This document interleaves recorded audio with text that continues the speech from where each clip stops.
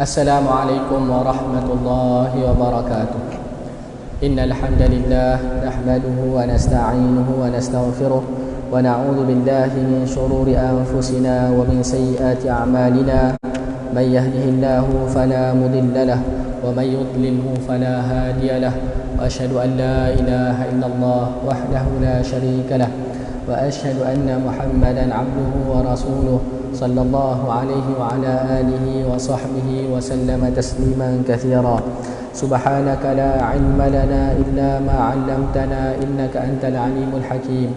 Wa la haula wa la quwwata illa billahil aliyyil azim.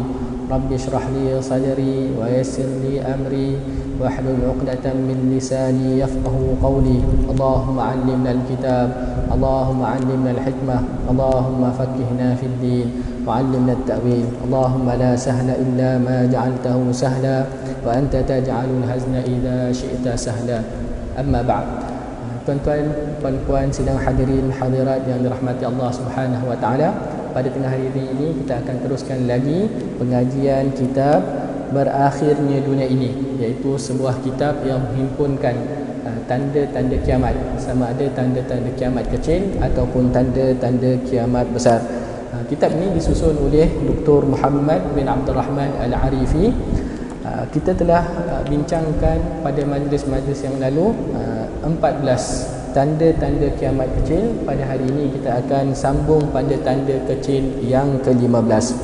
Tuan-tuan dan puan-puan yang dirahmati Allah Subhanahu wa taala, disebutkan dalam hadis Nabi sallallahu alaihi wasallam, antara tanda kecil kiamat adalah orang-orang zalim yang memukul manusia dengan cemeti. Antara tanda kecil kiamat adalah ada sekumpulan manusia yang mana mereka memukul manusia yang lain dengan cemeti. Ini golongan yang zalim, yang ciri mereka mempunyai cemeti.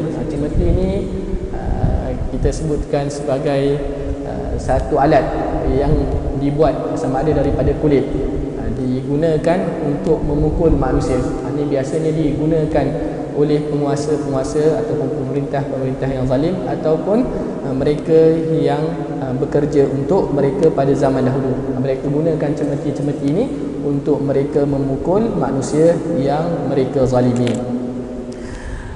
Salah satu tanda-tanda kecil kiamat yang Rasulullah SAW sampaikan kepada kita adalah pembantu-pembantu pemerintah yang zalim akan memukul manusia dengan cemeti seperti ekor lembu. Abu Umamah radhiyallahu anhu berkata bahawa Rasulullah SAW bersabda, yakunu fi hadhihi al-ummati fi akhir az-zaman rijalun ma'ahum siyatun ka'annaha adnabul baqar yaghduna fi sakhatillah wa yaruhuna fi ghadabihi. Hadis yang sahih diriwayatkan oleh Imam Ahmad rahimahullahu taala. Kata Abu Umamah radhiyallahu anhu, Rasulullah sallallahu alaihi wasallam bersabda, akan ada pada umat ini di akhir zaman. Ini bukan pada zaman Rasulullah sallallahu alaihi wasallam, tetapi ini akan berlaku pada akhir zaman, pada zaman selepas daripada kewafatan Nabi sallallahu alaihi wasallam. Rijalun ma'ahum siyatun, sekumpulan lelaki yang mana mereka mempunyai cambuk-cambuk ataupun cemeti-cemeti, alat yang digunakan untuk memukul yang biasanya dibuat daripada kulit. Kemudian disebutkan bagaimana alat tersebut, ka'annaha adnabul baqar, seolah-olah cemeti tersebut adalah seperti ekor-ekor lembu. Ekor-ekor lembu. Ekor lembu, siapa ada lembu, tengok lembu tu. Ekor dia ada ekor tu panjang, kemudian nipis. Begitulah bentuk cemeti-cemeti yang dimiliki oleh orang-orang ini. Kata Nabi SAW, yaghduna fi sakhatillah, mereka pergi di pagi hari dengan kemurkaan Allah, dan yaruhuna fi ghadabihi, dan mereka pulang pada waktu petang hari dengan kemarahan daripada Allah Subhanahu wa taala. Pagi-pagi mereka dah mula menzalimi manusia, mereka pukul orang-orang yang lemah. begitu juga di petang hari. Itulah kerja mereka sepanjang hari daripada pagi sehingga petang. Jadi pagi mereka keluar bekerja, mereka itu dalam keadaan dimurkai oleh Allah. Maka petang pun mereka pulang ke rumah mereka dalam keadaan mereka dimurkai oleh Allah Subhanahu wa taala. Ini sebenarnya satu kiasan kepada golongan manusia yang mereka menjadi pembantu kepada pemerintah-pemerintah yang zalim. Kemudian dalam hadis yang lain Nabi SAW sebutkan sinfani min ahli an-nar lam arahuma qaumun ma'ahum siyatun ka'adnabil baqar yadribuna bihan nas. Kata Nabi SAW dalam hadis yang sahih diriwayatkan oleh Imam Muslim daripada Abu Hurairah radhiyallahu anhu, kata Nabi SAW ada dua golongan manusia yang aku belum melihatnya pada zamanku. Ini tak ada pada zaman Nabi SAW, kerana pada zaman Nabi SAW apabila Nabi SAW berkuasa, maka Nabi SAW melakukan keadilan, melaksanakan keadilan. Begitu juga orang-orang Arab jahiliyah, mereka tak buat perkara ini. Rupanya perkara ini adalah perkara yang baru selepas daripada zaman Nabi SAW. Salah satu kaum tersebut adalah mereka yang membawa cemerti. Mereka yang membawa cemerti seperti ekor lembu, yang mana mereka menggunakan cemerti tersebut untuk memukul manusia. Ini salah satu tanda dan telah terjadi pada masa selepas kewafatan Rasulullah sallallahu alaihi wasallam. Dalam hadis yang lain Nabi sallallahu alaihi wasallam bersabda, "In talat bika muddatun aw shakta an tara qauman yaghluna fi sakhatillah wa yaruhuna fi la'natihi fi aydihim mithlu adna bil baqar." Kata Nabi SAW dalam hadis sahih diriwayatkan oleh Imam Muslim kepada Abu Hurairah radhiyallahu anhu, Nabi bersabda kepadanya, jika engkau diberikan umur yang panjang, jika engkau hidup lama lagi, maka engkau akan melihat ada satu golongan yang mana mereka ini pergi dari rumah mereka ke tempat kerja mereka dalam keadaan mereka dimurkai oleh Allah. Kemudian mereka balik di petang harinya dalam mereka dilaknat oleh Allah Subhanahu wa taala. Kenapa? Maka kata Nabi sallallahu alaihi wasallam, fi aydihim mithlu adnabil baqar. Di tangan-tangan mereka ada seperti ekor lembu. Ini sebenarnya kiasan kepada orang-orang yang zalim. Sebahagian ulama mereka mengatakan bahawa orang-orang yang zalim mereka pada zaman dahulu menggunakan cemeti-cemeti daripada kulit untuk memukul manusia.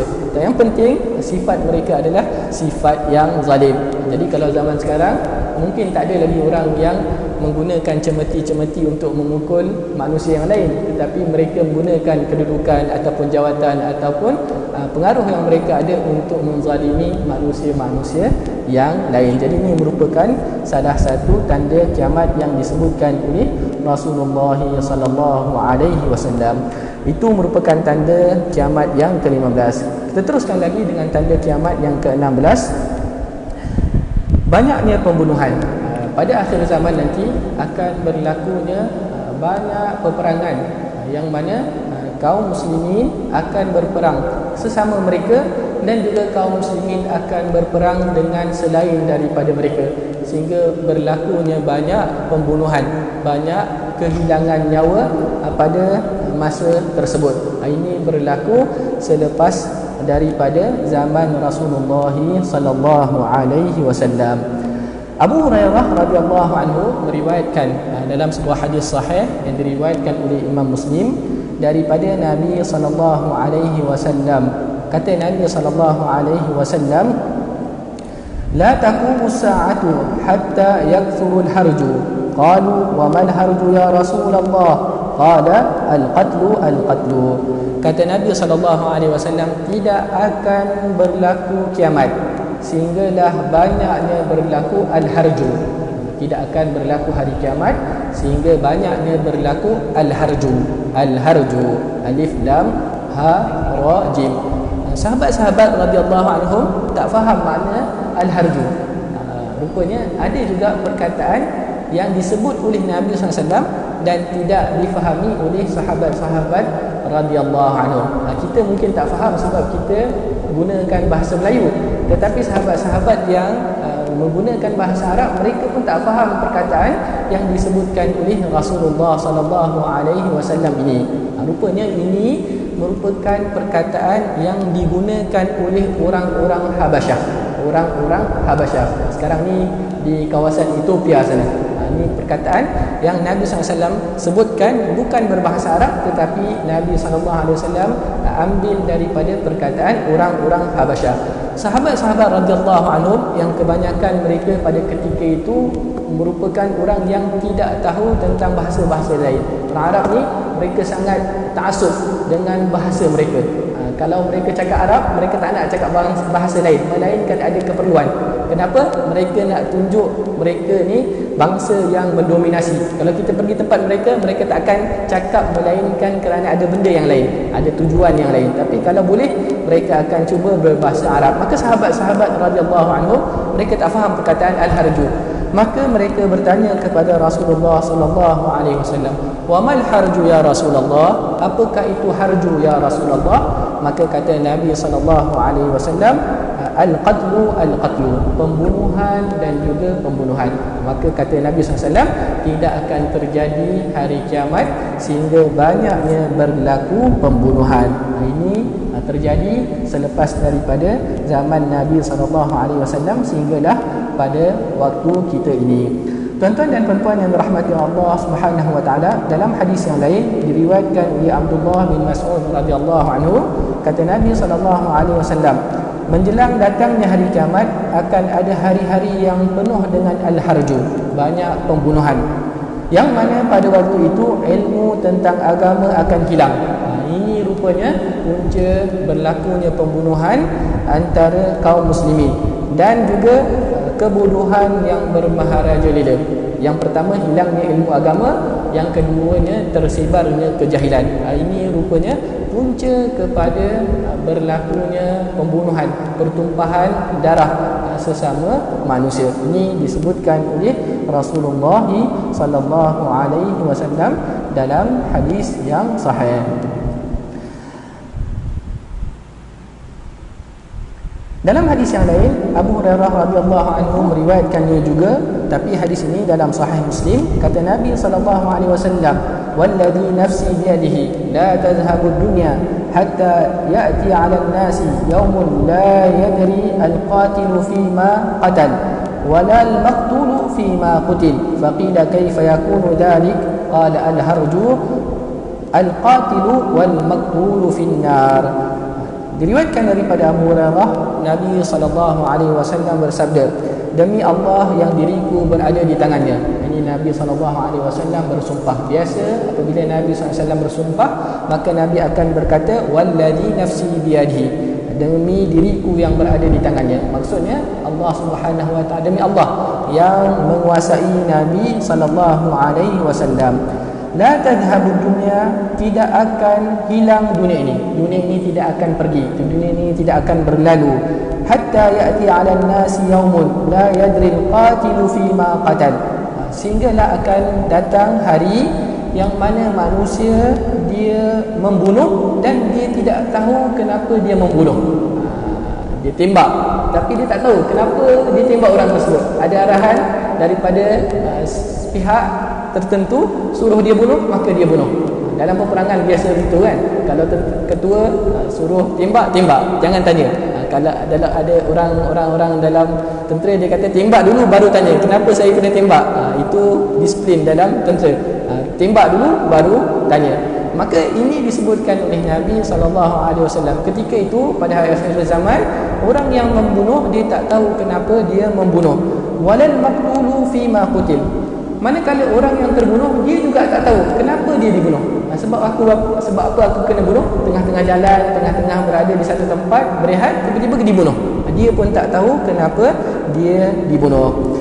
Maka ditanya kepada Rasulullah sallallahu alaihi wasallam, "Kaifa yakunu dhalik?" Bagaimanakah perkara ini boleh terjadi? Maka kata Nabi sallallahu alaihi wasallam, "Al-harju", berlakunya pembunuhan.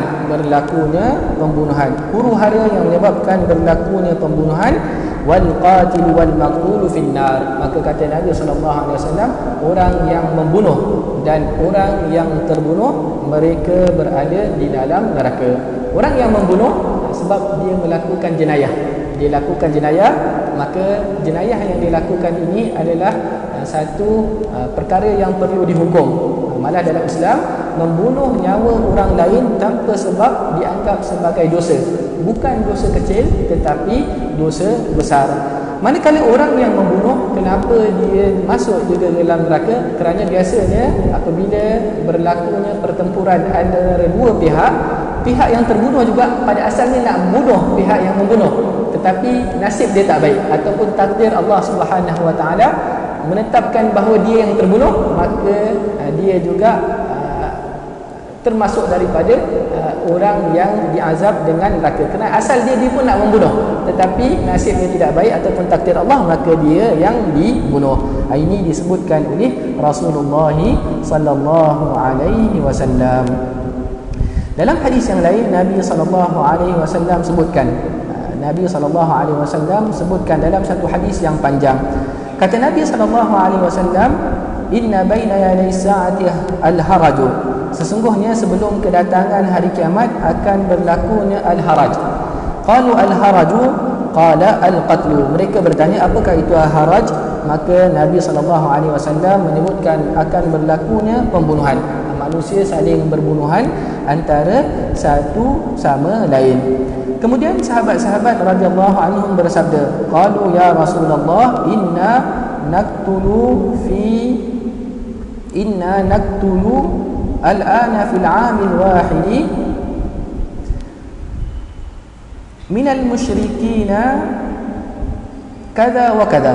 Wahai Rasulullah, sesungguhnya kami kaum muslimin membunuh orang-orang musyrikin bilangan yang banyak. Ini pada zaman Nabi sallallahu alaihi wasallam. Maka kata sahabat, kata Rasulullah sallallahu alaihi wasallam, ini bukan laisa biqatlil musyrikin. Yang aku maksudkan ini bukanlah peperangan kamu dengan kaum musyrikin. Kalau kita baca sejarah, berlaku juga peperangan antara Nabi sallallahu alaihi wasallam, sahabat-sahabat radhiyallahu anhum dengan golongan musyrikin. Kita ada perang Zulwaisirah, ada perang Badar, ada perang Uhud, ada perang Ahzab, ada perang Khandaq, ada perang Khaybar, ada perang Tabuk dan perang peperangan yang lain. Kata Nabi SAW, ini bukan yang dimaksudkan olehku, walakin yaqtulu ba'dukum ba'da, akan tetapi sebahagian kamu membunuh sebahagian yang lain. Sebahagian orang Islam membunuh sebahagian orang Islam yang lain. Ini tak berlaku pada zaman Nabi sallallahu alaihi wasallam. Zaman Nabi SAW, orang Islam, sesama orang Islam, mereka sangat-sangat mengasihi antara satu sama lain. Nabi SAW damaikan antara dua golongan, Aus dan Khazraj. Ini unsur kepada golongan Ansar, penduduk asal kepada Madinah, penduduk asal Madinah. Kemudian apabila datang orang Muhajirin, orang yang berhijrah dari Makkah dan juga dari tempat-tempat lain ke Madinah, Nabi SAW saudarakan antara golongan Ansar dan juga Muhajirin sehingga umat Islam kuat. Bayangkan Nabi SAW berada di Madinah selama 10 tahun sahaja, 8 tahun sahaja, tapi Nabi SAW selepas itu boleh menguasai Makkah dan juga seluruh Jazirah Arab. Ini kelebihan jika kaum muslimin bersatu padu. Nabi SAW kata, yang aku maksudkan bukanlah pembunuhan ataupun peperangan yang berlaku antara kamu dan juga golongan musyrikin, tetapi yang aku maksudkan pada akhir zaman nanti akan berlaku pembunuhan sesama kamu, pembunuhan, peperangan sesama kaum muslimin. Hatta yaqtula ar-rajulu jarahu wa ibna ammihi wa dha qarabatihi, sehingga ada seorang lelaki dia bunuh jirannya. Ini yang disebutkan oleh Nabi SAW. Biasanya jiran kita baik-baik dengan jiran, tapi lelaki ni pada akhir zaman dia akan bunuh jirannya. Wa ibna ammihi, dan dia akan bunuh anak saudara sepupunya. Biasa kita dengan sepupu ni lebih lagi rapat daripada jiran, tapi dia bunuh sepupunya.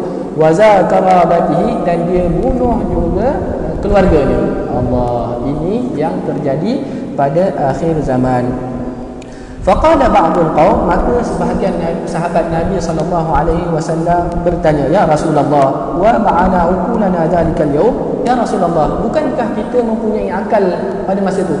Kita tak ada, kita ni tak berakal ke? Bukankah kita ni orang yang mempunyai otak, ada pemikiran, ada kesedaran? Takkan kita bunuh sesama kita?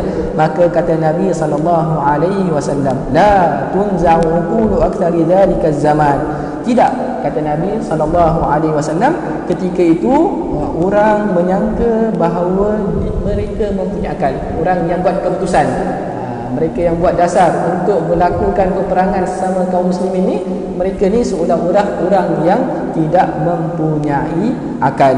Ini disebutkan oleh Nabi SAW. Sehingga dalam riwayat yang lain kata Nabi SAW, kebanyakan manusia pada ketika itu hilang pertimbangan akalnya dan diganti oleh manusia-manusia yang kebanyakan mereka mengira berpegang bahawa pada kebenaran, padahal mereka tidak membuat begitu. Mereka sangka mereka buat keputusan yang betul. Mereka telah fikirkan dengan semasa-masanya keputusan yang mereka buat itu adalah keputusan yang tepat. Tetapi sebaliknya Nabi SAW menyebutkan bahawa ini merupakan keputusan yang salah. Tuan-tuan dan puan-puan yang dirahmati Allah Subhanahu wa taala, sebab tu ada sebahagian ulama katakan bahawa peperangan yang berlaku di akhir zaman ini sama ada dengan kaum kafir, orang-orang yang bukan Islam, ataupun sesama kaum muslimin. Dua-duanya disebutkan oleh Nabi SAW, yang mana kedua-duanya merupakan tanda-tanda kecil pada akhir zaman. Tuan-tuan dan puan-puan yang rahmati Allah Subhanahu wa taala, orang yang terlibat dalam peperangan pembunuhan sesama kaum muslimin, maka mereka berdosa. Mereka kedua-duanya diancam dengan api neraka, seperti mana yang disebutkan oleh Nabi SAW, al-qatil wal maqtulu finnar, orang yang membunuh dan orang yang terbunuh di dalam neraka. Adapun orang yang tidak terlibat, dia menyelamatkan diri, jangan masuk dalam peperangan fitnah sesama kaum muslimin, maka mereka ini adalah golongan yang dirahmati oleh Allah Subhanahu wa taala, seperti mana disebutkan dalam hadis Nabi SAW kata itu merupakan kafarah bagi dosa-dosa mereka. Jadi tuan-tuan dan puan-puan berahmati Allah, jangan kita sesekali terlibat antara peperangan sesama kaum muslimin. Elakkan, jauhkan. Sepatutnya kaum muslimin ini menguatkan persaudaraan sesama mereka. Mudah-mudahan kita tidak termasuk daripada golongan yang menjadi sebab kepada fitnah akhir zaman. Wallahu taala alam. Kita akhiri dengan kafaratul majlis. Subhanakallahumma wa bihamdika asyhadu an la ilaha illa anta astaghfiruka wa atubu ilaik. Allahumma anfa'na bima 'allamtana wa 'allimna bima yanfa'una wa zidna 'ilma. Allahumma inna nas'aluka 'ilman nafi'a wa rizqan tayyiba wa 'amalan mutaqabbala. Wa sallallahu 'ala an-nabiyil ummi wa 'ala alihi wa sahbihi wa sallam. Walhamdulillahi rabbil alamin. Barakallahu fikum. Wassalamu alaikum warahmatullahi wabarakatuh.